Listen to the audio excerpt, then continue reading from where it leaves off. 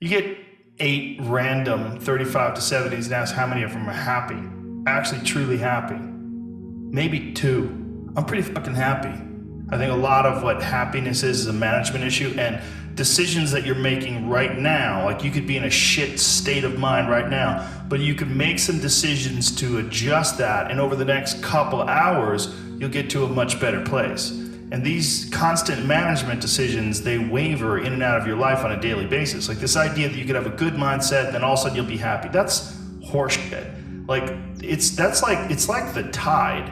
It comes in and it comes out. There's gonna be days where you're just not feeling so good physically, and that's going to affect the way your happiness level is. It's never static. It's never exactly the same. It's like hunger. I mean, it's something that goes in and out. It's always there. This is something I've cultivated for a long time and avoided things that make me unhappy and figured out what those things are and been very rigid about eliminating them from my life. And one of the big ones is eliminating interactions with people that are negative. That is gigantic. And because I've realized that I'm not really as independent as I used to like to think I was. I used to like to think that my thought process was independent and that I don't give a fuck what anybody thinks. That's nonsense. People say that because they absolutely care what people think and it bothers them. So they say, I don't give a fuck. But that I don't give a fuck stuff is almost entirely nonsense. You do care, and you care in both ways. You care if people are critical of you, care if people are positive of you, but you also care if people are living positive lives and they're motivating you. That's a big one. People are fuel, and other people, it's one of the reasons why I like talking to people, one of the reasons why I like to do podcasts, because I get a lot out of, like just talking to you about your time in the monastery or your push to get to that 100 miles. Like you get energy out of people like that, and you think about this energy and you think about this inspiration when you're doing other things, and it also sets in your mind that when you meet these exceptional people that move you, like what are the characters, what are the qualities that they have, what are the characteristics that they possess, and those things become significant and important to you. Whereas if you live around a bunch of people that are complaining and bitching about everything, and they see the negative in everything, and they're always whining, those people are the opposite of that. They're the opposite of inspiration, and they're mud. You're just like, what? It's like you're up to your ankles in mud. You try to trudge through life. It's difficult. You're not light. It's not pushing you. There's not a wind at your back. The wind's in your face, and it's rough, and over time, I've learned that these people, you're not gonna fix them. I used to want to fix them when I was young. I used to want to go, hey man, I see what you're doing. Like, dude, don't do that anymore. Listen, just do this and stop doing that and start doing this. And if you just work towards this, you could be successful. And then a week later, the guy's doing the same shit. You're like, okay, right. I'm wasting a significant amount of my energy on someone who doesn't want to waste any of their energy on themselves. And so managing the community and the tribe that you're in, making sure that you're a good member of that tribe, that you're doing your part, and there's a lot of cynicism in these days about inspiration and about motivation, because there's a lot of fake shit. You can go on Instagram and you see a million of these inspirational quote pages, and they're run by people that are probably depressed. You see a lot of people that are, talking about how to get ahead in life, but they're not really doing anything themselves. So there's a lot of cynicism involved in that. But there's also sincerity in it. And you can get, if you just look at it with a pure heart and a pure mind, you can get a lot of energy out of that.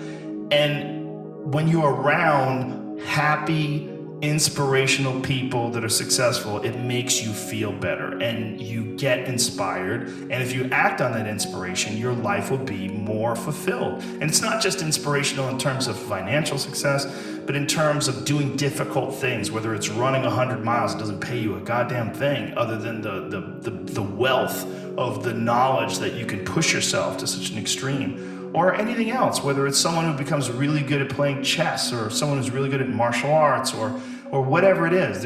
There's a great feeling in these overcoming these difficult things, because life is never this just constant state of I'm at a 9 all day, and when I'm with my wife I hit 10, yay, and I stay like that. That's not real.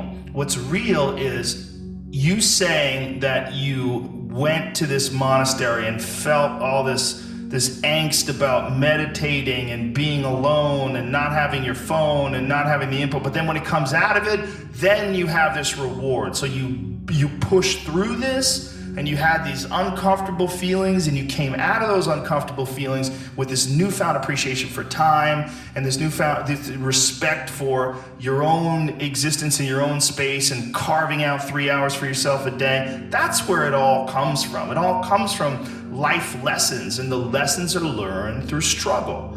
And I think that there's a lot of people out there that think somehow or another you're gonna get to some place where you're living in silk sheets and you get your toes done while someone's dropping grapes into your mouth. I don't want that. I've never wanted that. That guy's not gonna be happy. He's gonna be bored. An hour into the grapes, you can get those fucking grapes away from me. Stop painting my toes. What am I doing in this bed? I gotta do something. I'm not stimulated. The human organism, the animal that we are, needs constant stimulation because it evolved trying to find food and escape enemies, and find shelter, escape nature, escape the elements, try to survive. And this is the great joy that you have in taking care of your children, that you can protect your children from the elements and the enemies and feed them. And it's also the great sadness that you see in losers.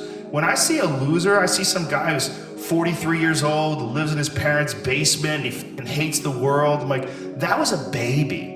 Man, this is a baby that somebody just gave shitty nutrients to, whether it's nutrients in the forms of food or in the form of thoughts and ideas and examples. And this kid developed these horrible, self-defeating patterns of behavior that have led them to this point where they're this middle-aged person with no future and no idea of how to get out of this rut, and probably never will escape it, and might just wind up sucking on a gun. You know, I mean, this is the world that we live in today. And I think part of that world is because we have been fed this line of horseshit that you're supposed to seek comfort. And I don't think you are. I think you're supposed to seek lessons, and you're supposed to seek difficult tasks and accomplishments. And through those things, and through doing things that are hard to do, even if it's just a fucking 90-minute hot yoga class.